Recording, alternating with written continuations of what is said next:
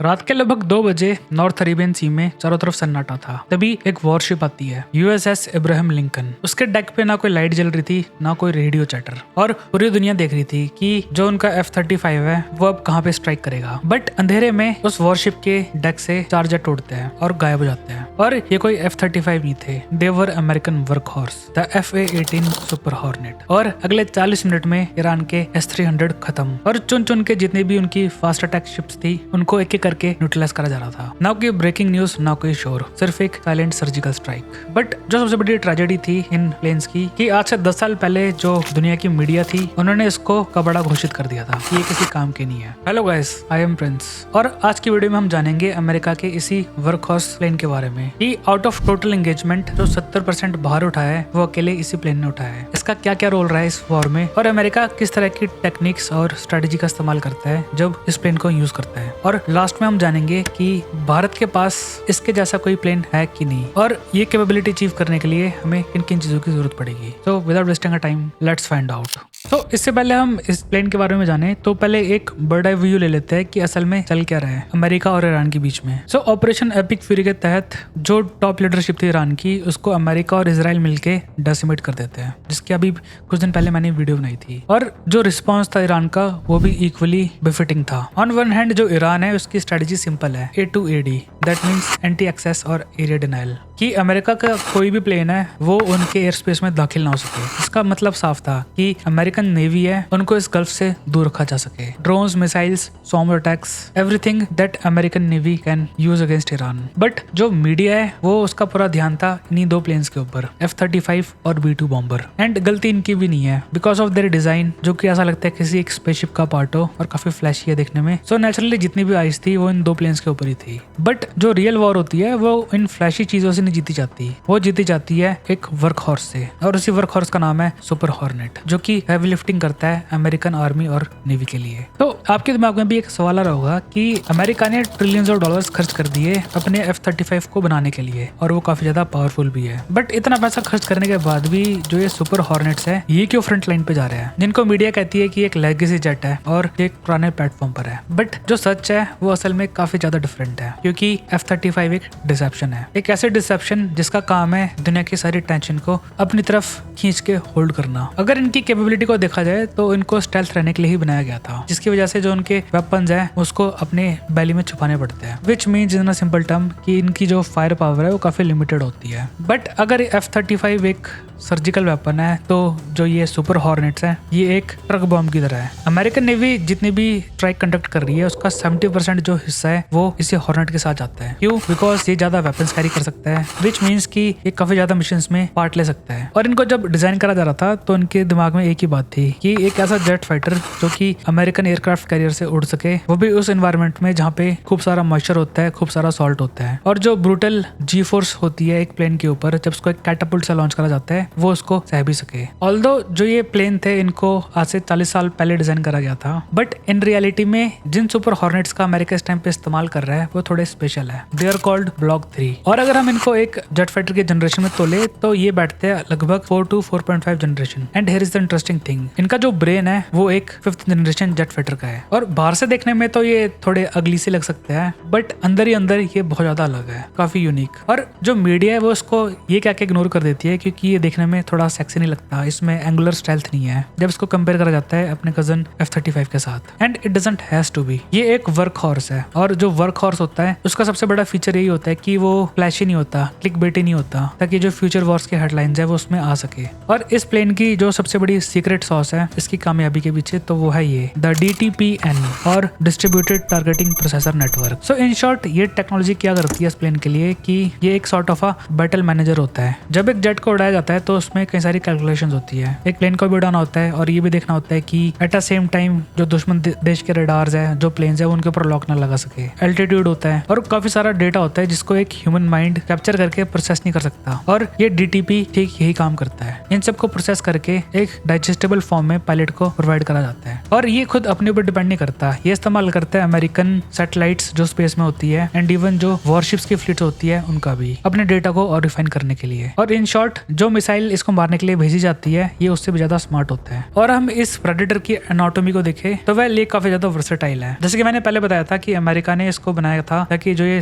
एक ओशन का सॉल्ट और जो मॉइस्चर का इन्वायरमेंट है उसको आराम से झेल सके। और एक चीज जो उसको सबसे ज्यादा खास बनाती है तो वो है इसको कुछ मिनट ना कि कुछ घंटे बल्कि कुछ मिनटों में इसको रिफ्यूल करके रियाम करके दोबारा छोड़ा जा सकता है। और एक दिन के अंदर ये 4 सॉर्टीज कर सकता है, जो कि एक बहुत बड़ी बात होती है किसी जेट प्लेन के लिए। इस ईरान अमेरिकन वॉर में जो सबसे बड़ा एसेट है इसके पास तो वो है ये IRST, infrared search and track. और ये काफी बड़ा गेम चेंजर है। ये एक छोटा सा पॉड होता है जो अलाउ करता है सुपर हॉर्नेट को दुश्मन के जेट फाइटर्स और ड्रोन्स को हंट करने में। और जो चीज इसको रेडार से अलग बनाती है कि इसको इस्तेमाल करने के लिए रेडार को ऑन करने की जरूरत नहीं है। सो दैट मीन्स कि जब तक ये प्लेन मिसाइल नहीं छोड़ता तब तक ये किसी की आंखों में नहीं आता। और इसको एक दूसरे नाम से भी जाना जाता है, द पेलोड किंग। F-35 को अपने जो वेपन्स है उसको अंदर कैरी करने पड़ते हैं ताकि जो उसकी स्टेल्थ है उसको मेंटेन कर सके। बट जो ये प्लेन है ये एक बॉम्ब ट्रक की तरह होता है। और ऑपरेशन एपिक फ्यूरी में इसने एक स्पेशल मिसाइल कैरी करी थी, the long range antiship missile LRASM, जो कि इतनी ज्यादा कैपेबल मिसाइल है कि अगर 200 मील दूर कोई भी वॉरशिप है या कोई भी डिस्ट्रॉयर है वो उसको हंट करके खत्म भी कर सकते हैं। सो इन शॉर्ट अमेरिका ने क्या करा था कि एक जो 40 साल पुराना एयर फ्रेम था उसके अंदर दिमाग डाल दिया एक सुपर कंप्यूटर का, जो कि पंच करता है अपने वेट से काफी ज्यादा ऊपर। सो एक सवाल जो आपके दिमाग में भी आ रहा होगा कि अमेरिका इसको लड़ाई में इस्तेमाल कैसे करता है। तो वेल इसकी स्टार्टिंग होती है फेज 1 से एंड उसका नाम है seed, suppression of enemy air defence. एक दुश्मन अपने एयर स्पेस को सेव करने के लिए कई सारे वेपन्स, कई सारी मिसाइल्स, कई सारी एंटी एयरक्राफ्ट गन्स का इस्तेमाल करता है जिनको जरूरत होती है रेडार्स की और अदर इलेक्ट्रॉनिक गैजेट्स की। और यहीं पे क्या होता है कि जो उस प्लेन का कजन है इसी के जैसा EA-18G ग्राउलर, जो कि बाय द वे देखने में सेम लगता है, पहले अमेरिका इनको आगे भेजता है। और देखने में तो ये डिसेप्टिवली सिमिलर लगता है बट ये इतने स्पेशल प्लेन है कि ये कोई मिसाइल कैरी नहीं करते। इनका एक ही काम होता है कि दुश्मन के जितने भी रेडार्स है उनको तुरंत अंधा करा जा सके और एक ब्लाइंड जोन, एक रास्ता ओपन करा जा सके पीछे आते हुए जेट फाइटर्स के लिए। और ना सिर्फ ये बल्कि अगर इनके आसपास जितने भी जेट फाइटर्स है अगर दुश्मन किसी भी तरीके से उनके ऊपर लॉक लगा देता है तो वो ना सिर्फ उस लॉक को हटाते हैं बल्कि जहां से उसका सोर्स है उसको ट्रैक करके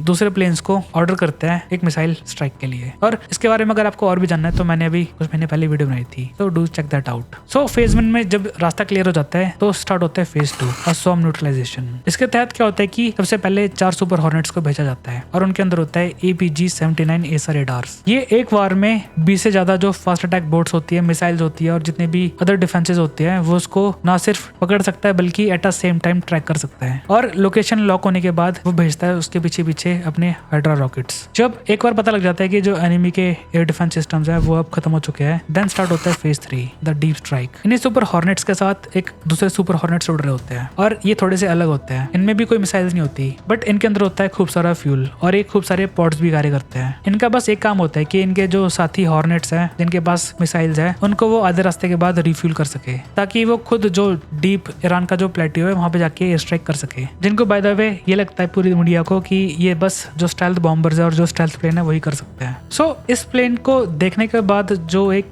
स्ट्रेटेजिक इंसाइट है अमेरिका की वो निकल कर आती है कि जो ये ब्रूट फोर्स टैक्टिक्स थी जो पहले अमेरिका इस्तेमाल करता था अब वो खत्म हो चुकी है। इंस्टेड की जो शहर के शहर है, जो पूरा एरिया उसको कार्बेट बॉम्ब करे, अमेरिका अब एक इकोनॉमिक लिथैलिटी की तरफ जा चुका है। हर एक जेट फाइटर के मिसाइल के अंदर एक प्रॉपर कोऑर्डिनेट्स होते हैं कि उसने कहाँ पे गिरना है और इससे ये होता है कि जो पैसा है वो भी खूब सारा बचता है। और अनदर स्ट्रेटेजिक इंसाइट जो इस प्लेन से निकल कर आता है कि availability is the best ability. अगर एक F-35 के अंदर थोड़ा सा नुकसान होता है या उसमें थोड़ी ब्रेकेज होती है तो उसको कुछ दिन नहीं बल्कि कई हफ्ते लग जाते हैं उसको फिक्स करने के लिए। It is that much complicated. But on the other hand जो ये सुपर हॉर्नेट है ये एक दिन के अंदर 4 सॉर्टीज लगा सकता है। और जो ये हाई इंटेंसिटी वॉर होती है इसमें जो क्वांटिटी है उसकी भी खुद की एक क्वालिटी होती है। इससे जो लेसन है वो निकल कर आता है जो कि काफी सिंपल है। मॉडर्न वॉरफेयर में वो प्लेन जीतता है जो काफी लंबे समय तक चल सकता है, ना कि वो जो सबसे ज्यादा फ्लैशी है। सो अगर हम भारत के पर्सपेक्टिव से देखें तो वेल चीजें थोड़ी इंटरेस्टिंग निकल कर आती है। एंड आपके बाद दिमाग में ये बात आ रही होगी कि व्हाई शुड वी केयर कि दूसरे देश में क्या चल रहा है। तो वेल हम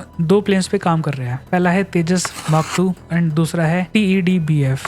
the twin engine deck based fighter, जो कि एक एयरक्राफ्ट कैरियर से उड़ेगा। और जो चीज कॉमन है इन दोनों के अंदर तो वो है ये वाला इंजन, जनरल इलेक्ट्रिक का F414 इंजन। और ये वही सेम इंजन है जो कि इस सुपर हॉर्नेट के अंदर इस्तेमाल करा जाता है। And for the sake of comparison, इस टाइम पे भारत के पास 2 वर्क हॉर्स है। पहला है हाई एंड Su-30 MKI जो एक हैवी हिटर है, एंड दूसरा है राफेल, एक elite. But what India's lack is this, एक dedicated mass produced naval workhorse जो कि इंडियन ओशन को डोमिनेट कर सके, एक सुपर हॉर्नेट की तरह, जो इस टाइम पे वो पर्शियन गल्फ में कर रहा है। और दैट डजंट मीन्स कि भारत को ये सुपर हॉर्नेट परचेस कर लेने चाहिए, बट इसके पीछे की जो फिलॉसफी है हमें उसको कहीं ना कहीं इनकॉर्पोरेट करना पड़ेगा उन जेट फाइटर्स के अंदर जो अभी हम बनाने वाले हैं अपने एयरक्राफ्ट कैरियर्स को लेके। और जो ब्लॉक 3 के जो सेंसर फ्यूजन और जो बैटल मैनेजर है उसको उसे एमुलेट करना पड़ेगा। और एक जो सबसे बड़ा गैप है वो भारत को फुलफिल करना पड़ेगा, तो वो है ये मिलिट्री इंडस्ट्रियल गैप। एंड मैं बताता हूँ कैसे। जो अमेरिका है वो जंग को इस वजह से जीतता है कि उनकी जो लॉजिस्टिक्स होती है वो अपने जेट फाइटर से ज्यादा तेज होती है। अगर कोई नुकसान होता है तो अमेरिका के पास ऑलरेडी उसके स्पेयर पार्ट्स अवेलेबल होते हैं क्योंकि वो खुद ही बनाता है, विच सिंपली मीन्स दैट कि अगर वो जितनी जल्दी हो सके अपने प्लेन को, तो जो लड़ाई है वो अमेरिका के फेवर में आएगी इंस्टेड ऑफ ईरान। जब उन्होंने आज से कई दशकों पहले अमेरिका से जेट फाइटर परचेस करे थे, अमेरिका ने सिंपली जो स्पेयर पार्ट्स है वो बंद कर दिए थे एंड वो अपने आप ही मारे गए। जो छोटा सा नुकसान एक इस सुपर हॉर्नेट के ऊपर होता है, अगर वही नुकसान सेम अगर ईरान की एयरफोर्स के किसी प्लेन के ऊपर हो तो वो उसके लिए काफी लीथल होगा। और भारत को भी कहीं ना कहीं जो मिलिट्री इंडस्ट्रियल इंफ्रास्ट्रक्चर है उसको कहीं ना कहीं डेवलप करने की जरूरत है, जो कि किसी भी वॉर की जो 90% मिशन कैपेबिलिटी है उसको पूरा कर सके। और हम देख रहे हैं कि जो ये एक एरा ऑफ स्टेल्थ है ये एक कॉमोडिटी की तरह बन चुका है कि सबको ये कहीं ना कहीं चाहिए, बट जो एक रिलायबिलिटी होती है कि जब जरूरत पड़े तभी वो अवेलेबल हो, तो वो एक सॉर्ट ऑफ अ लग्जरी है। और जो ये सुपर हॉर्नेट्स है ये ईरान की जंग को इसलिए डोमिनेट नहीं कर रहे क्योंकि ये न्यू और फ्लैशी है, ये इसलिए डोमिनेट कर रहे हैं कि ये काफी रिलेंटलेस है, ये लड़ाई को लंबा खींच सकते हैं। सो इन द एंड मेरा भी आपसे एक सवाल है, ये जो आने वाला फ्यूचर है वो किस तरफ जाएगा, या तो flashy new 5th 6th generation jet fighter की तरफ, और जो ऑलरेडी ट्राइड एंड टेस्टेड है वर्क हॉर्स उनकी तरफ। Let me know your thoughts in the comments. और अगर आपको वीडियो सही में पसंद आ रही है तो do hit that subscribe button, मुझे काफी मोटिवेशन मिलती है ताकि मैं आपके लिए और कंटेंट लेकर आऊँ। अगर आपके कोई भी क्वेश्चंस हैं तो feel free to comment down. तब तक के लिए मैं चलता हूँ। जय हिंद, good bye, take care and prince out.